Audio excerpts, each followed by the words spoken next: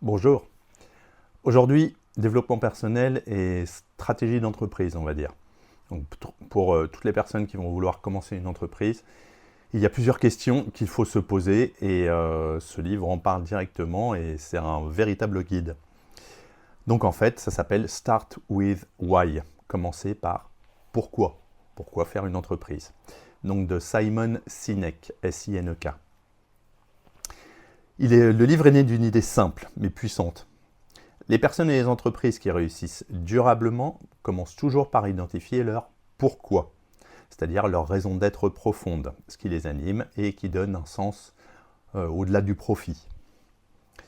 Donc le cercle d'or, il appelle ça comme ça, le why, how et what. Donc pourquoi, comment et quoi, quel produit, quel service. Simon Sinek, on va dire Simon, hein. Non, je peux pas. Simon Sinek développe son modèle phare appelé le Golden Circle, donc le cercle d'or, qui se compose de 3 niveaux. Donc le why, la cause, la croyance, la mission profonde. Le how, comment. Les moyens, les méthodes spécifiques et les valeurs différenciatrices. Pardon. Et le what, c'est-à-dire le quoi, c'est-à-dire le produit ou le service final proposé. La majorité des entreprises communiquent à l'envers. Elles commencent par dire ce qu'elles font, donc le what, puis comment elles le font, le how, et très rarement pourquoi elles le font, le why.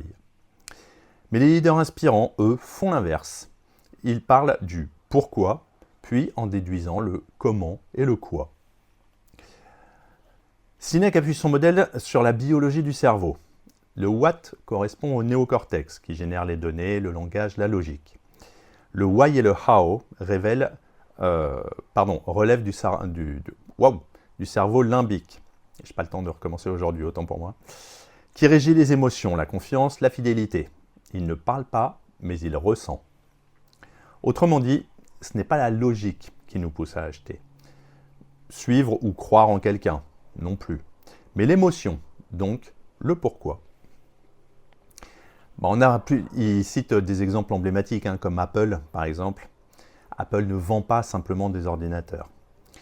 Le message implicite est « Nous croyons en la pensée différente », donc le why. Nous concevons des produits simples, beaux et intuitifs, donc le how.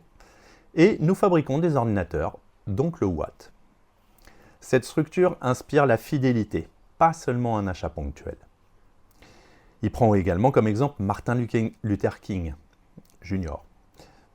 Il ne disait pas « j'ai un plan », mais bien « I have a dream », j'ai un rêve. Il exprimait un idéal commun, un pourquoi universel, qui donnait envie aux gens de le suivre. Il prend également comme exemple les frères Wright, W-R-I-G-H-T, pour ceux qui ne connaissent pas. Alors qu'ils n'avaient pas de moyens financiers comme leurs concurrents l'anglais, les frères Wright ont réussi le premier vol motorisé, car ils croyaient sincèrement en leur vision. Leur pourquoi les a portés. Sinek distingue 2 façons d'attirer les gens à vous. La manipulation, donc les promotions, les réductions, la pression, la peur, la rareté. C'est efficace à court terme, mais ça ne crée pas la loyauté. Ou l'inspiration, en l'occurrence Apple. Partager un pourquoi fort, un idéal, une mission. Ça attire des personnes alignées avec votre vision, et donc ça crée de la fidélité. Donc si on analyse le livre, le message est très clair. Le concept du pourquoi est simple, mais profond. Et il s'applique à tous les domaines. L'entrepreneuriat, l'éducation, la politique, et, comme on est en train de le faire, le développement personnel. Autre point fort, la narration concrète. Donc Sinek illustre chaque idée par des exemples parlants. Donc Southwest Airlines, Martin Luther King, Apple, voilà, comme on en a parlé. Autre point fort, la structure efficace, puisque la répétition du cercle d'or ancre bien le message. Et enfin, l'applicabilité. C'est utile pour les dirigeants, pour les communicants, pour les enseignants, les créateurs ou toute personne souhaitant motiver ou fédérer.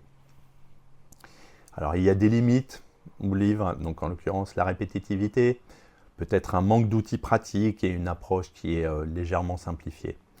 Mais si déjà on applique ces préceptes, c'est un bon début. Donc il n'y a pas de personnage non plus à part entière dans le livre, mais bon, on parle un peu de Steve Jobs, des frères Wright, de Martin Luther King. comme on l'a déjà dit, et en fait ce sont tous des exemples de leadership inspirant.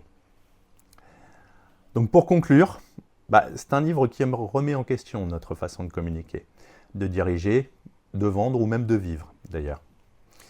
Son message fondamental est que le succès durable, dans une entreprise, un mouvement, un projet personnel, ne vient pas du produit ou du marketing, mais du sens profond que l'on donne à ce que l'on fait. Ceux qui commencent par pourquoi attirent naturellement les autres, motivent les équipes et fidélisent les clients.